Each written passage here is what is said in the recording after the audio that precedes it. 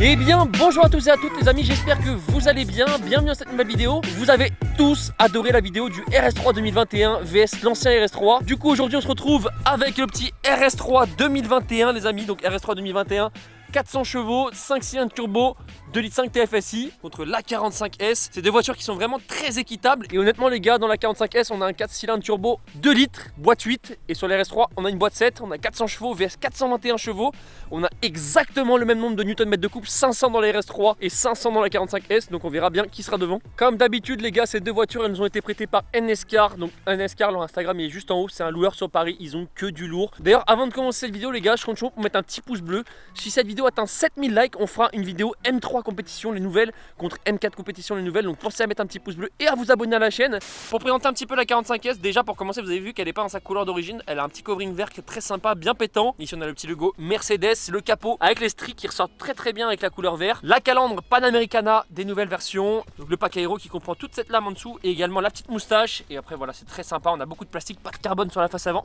Mais je la trouve vraiment très énervée avec ces nouveaux feux personnellement. Au niveau des jantes sur celle-ci, on y retrouve les disques acier et trier de frein rouge comme d'habitude chez AMG. Et du coup les disques qui sont quand même globalement assez gros. Les constructeurs ils ont enfin compris au bout de plusieurs années qu'on n'aimait plus le chrome sur les voitures. Du coup on a les rétros en noir, plus de chrome sur les portières, plus de chrome sur le bas de caisse. Ensuite voilà, pour ce qui est du 3 quarts arrière les gars, au niveau du 3 quarts arrière on y retrouve du coup ces belles jantes. Les jantes du coup qui sont exactement les mêmes que celles de l'avant. Donc avec le petit trier de frein en rouge siglé AMG. Du coup au niveau de l'arrière on y retrouve ce gros pack aéro qui depuis les premières phases DA45 n'a pas changé. On y retrouve du coup le béquet. En dessous l'espèce de petite moustache à l'arrière et le gros diffuseur les amis, le gros diffuseur en full black avec les 4 sorties d'échappement. Et du coup le diffuseur qui est quand même très agressif avec juste ici des petites barres et tout, c'est vraiment super agressif. Petit logo AMG, le petit logo A45S. Et voilà à quoi ça ressemble cette petite A45S. Alors ce qui est cool aujourd'hui les gars, c'est qu'on a deux voitures qui sont les deux en 4 roues motrices. Sur la 45S, on y retrouve un 4 roues motrices type et traction qu'on peut passer en propulsion avec le mode drift. Donc on a le 4MATIC Plus. Et sur la RS3, on y retrouve du coup le quattro, mais pas avec le mode drift, mais avec le mode RS Torque Rear qui permet un petit peu de t'amuser plus avec l'arrière de la voiture que sur les anciennes phases. Au niveau de l'échappement de ces deux voitures, sur la 45, on y retrouve l'échappement AMG Performance, donc qui est FAPé, bien évidemment, c'est les dernières phases. Et sur la S3, on y retrouve du coup l'échappement RS qui est également FAPé. Donc niveau échappement, on va voir vraiment laquelle des deux fait le plus de bruit, mais je pense que les deux, c'est pas fou. Active Sound, c'est pareil sur les deux, mais on verra laquelle fait le plus de bruit.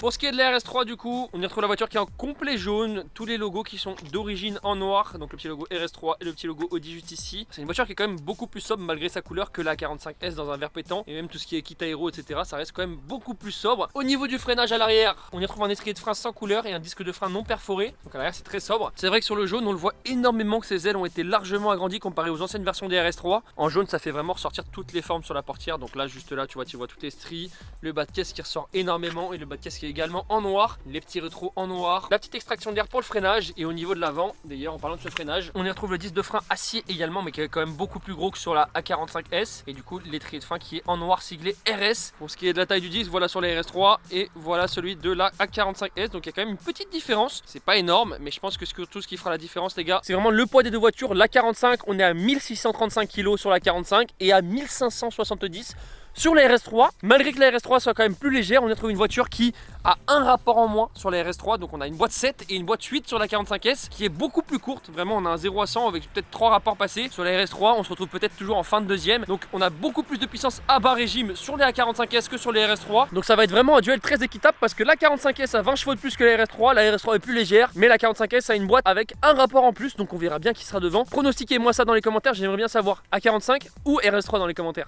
Pour ce qui est de la 45S les gars, on y retrouve un 4 cylindres 2 litres turbo de 421 chevaux d'origine avec le petit nom de celui qui a assemblé le moteur à la main comme d'habitude chez AMG. Donc voilà à quoi ça ressemble, mais par contre ça manque vraiment d'un 5e cylindre qu'on retrouve directement sur les RS3. On y retrouve du coup comme d'habitude le 5 cylindres turbo 2 litres 5 et non 2 litres TFSI de 400 chevaux. Donc un cylindre en plus que la 45S, on verra bien si ça fera la différence malgré qu'il y ait plus de chevaux sur la 45S. Au niveau de l'intérieur les gars, bon sur la 45S vous connaissez bien, on a un petit peu de plastique ici, de l'Alcantara surpiqué jaune avec les enceintes juste ici, petit logo AMG. Par contre vraiment leur point fort c'est les intérieurs. Regardez-moi ces sièges baquets, comment ils sont juste magnifiques avec le petit logo AMG juste ici. Les petits détails jaunes et le siège en semi-cuir, semi-Alcantara sur piqué jaune. C'est vraiment super bien fini cet intérieur. Les gars on est très bien maintenu dans la voiture. Ces sièges baquets c'est vraiment autre chose comparé au siège du RS3. Quand on rentre on y retrouve ce volant en semi-cuir avec le petit rappel aux 12 heures en jaune. Et encore une fois les rappels en jaune ici et en semi-Alcantara avec les palettes en aluminium. Le volant chez AMG qui est un petit peu près sur toutes les AMG. En plus quand tu mets le contact tu vois tu peux vraiment tout régler directement sur ton volant. Donc là par exemple si je mets l'échappement, bah, je peux m'amuser à l'ouvrir ou à le fermer juste avec ce bouton ou le SP. Enfin, tu fais vraiment ce que tu veux. Et ici, tu as le réglage des modes de conduite. Au niveau des modes de conduite, tu as le mode sol glissant, individuel où tu règles tout sur la voiture, confort, sport et sport plus. Et ensuite, le dernier mode, le mode race qui est juste ici. Puis les finitions, quand même, ça reste très bien. On a une voiture qui est très bien finie. Un petit peu de plastique, dommage que ça soit pas en carbone, ça juste ici. Au niveau des fonds de compteur, on y retrouve le Rupteur à 7000 tours comme la RS3, mais vous allez voir que sûrement la RS3 passera son rapport beaucoup plus tard parce qu'on a une boîte 8, donc les rapports sont plus courts sur la 45S. Quand on démarre, voilà ce que ça donne les gars. Vous allez voir, c'est pas fameux avec le FAP. Là j'ai démarré en mode race les gars, donc vraiment ça fait pas de bruit. Pour écouter le bruit de l'intérieur, ça donne ça. Même les fenêtres ouvertes, tu vois, ça manque un peu. Ça pas trop de charme quoi niveau bruit. Après il y a l'Active Sound dans la voiture, donc ça corrige vraiment la sonorité de cette caisse. De dehors, voilà ce que ça donne les gars.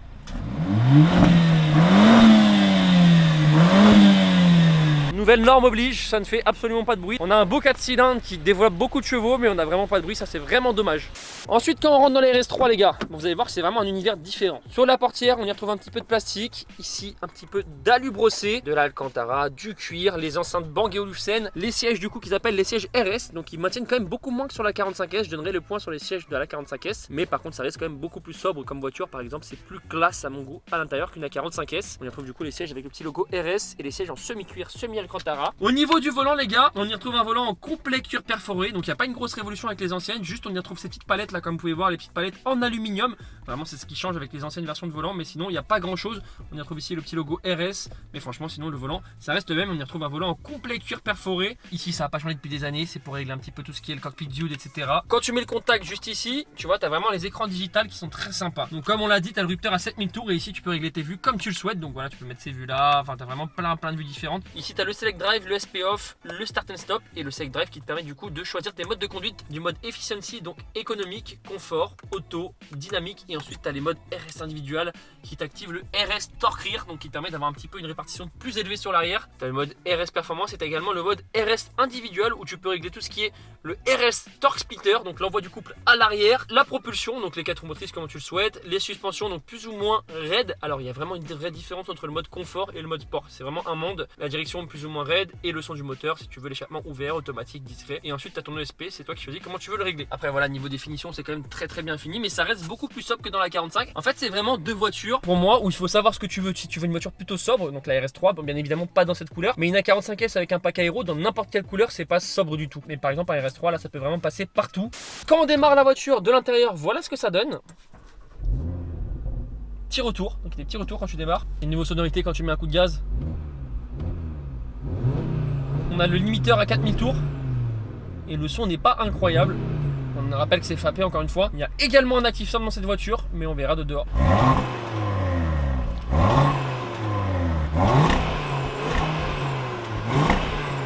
Toujours pas folichon hein. Après on a quand même un meilleur bruit sur la RS3 à mon goût que sur la 45S qui fait quand même un petit bruit un peu plus rauque que sur la 45S où on a vraiment juste un souffle les gars. Du coup ce qu'on va faire les gars c'est qu'on va partir directement pour les runs. On va faire un départ arrêté en première, un départ lancé en deux, un test de freinage et ensuite un test en launch control. On verra bien laquelle des deux sera devant. Vos pronostics dans les commentaires et puis c'est parti. Bon du coup ça y est les gars, on est à bord de la RS3. On va faire le premier test, départ arrêté 0 km/h sans launch control, boîte automatique, ESC Sport. C'est un petit peu mouillé au sol, on verra s'il y en a une des deux qui glisse ou non. Vos pronostics dans les commentaires et puis c'est parti.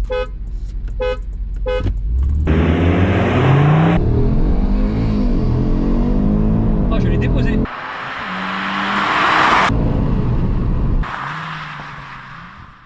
Bon du coup les gars on a fait le premier test du départ arrêté, c'est moi qui ai donné le départ et on a vu que la RS3 a fini bien devant. En fait on gagne vraiment sur les premiers kilomètres/heure malgré qu'il y ait une boîte 7 et celle-ci une boîte 8. La RS3 part quand même beaucoup plus fort à bas régime.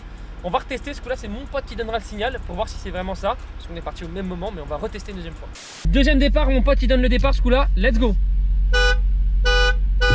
Allez.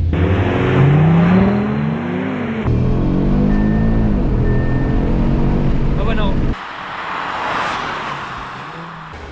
Vous avez vu les gars, encore une fois sur les premiers kilomètres/heure c'est vraiment là où la 45S on perd énormément. Par contre après ça stagne légèrement mais c'est vrai que sur le premier rapport tu vois directement qu'à bas régime la RS3 part beaucoup plus fort. Tout à l'heure on testera le launch control, on verra s'il y a une différence, si on part vraiment plus fort l'une de l'autre. On verra parce que ça sera bien différent avec le launch. Bon du coup les gars ce qu'on va faire maintenant c'est qu'on va faire le départ en deux à 30 km/h. On verra lequel des deux part plus fort à bas régime mais sur la deuxième vitesse. Allez go, j'écrase. Ah, par contre elle me dépose les gars.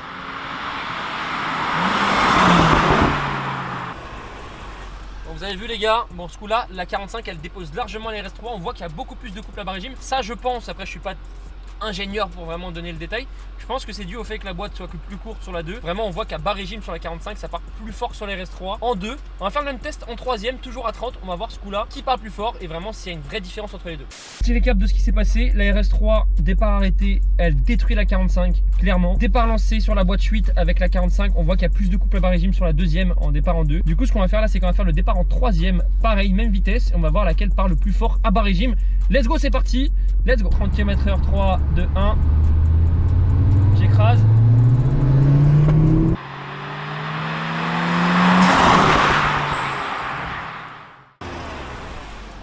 Bon du coup les gars vous avez vu pareil départ bas régime en 3, on voit qu'il y a plus de couple sur la 45. Petite chose à savoir c'est qu'aujourd'hui on fait des tests jusqu'à 100 km/h.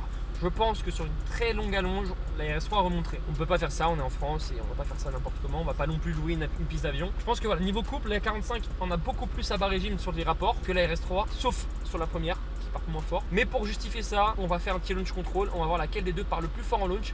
Let's go. Bon du coup les gars, maintenant on va faire le test en launch control. Par contre je sais pas qui va gagner, là ça va être vraiment les pneus qui vont déterminer.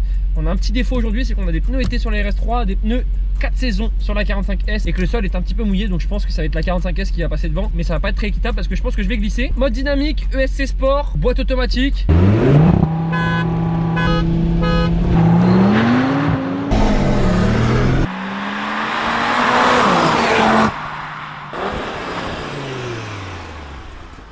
Bon, du coup les gars, je pense qu'on a vraiment le défaut aujourd'hui des pneus.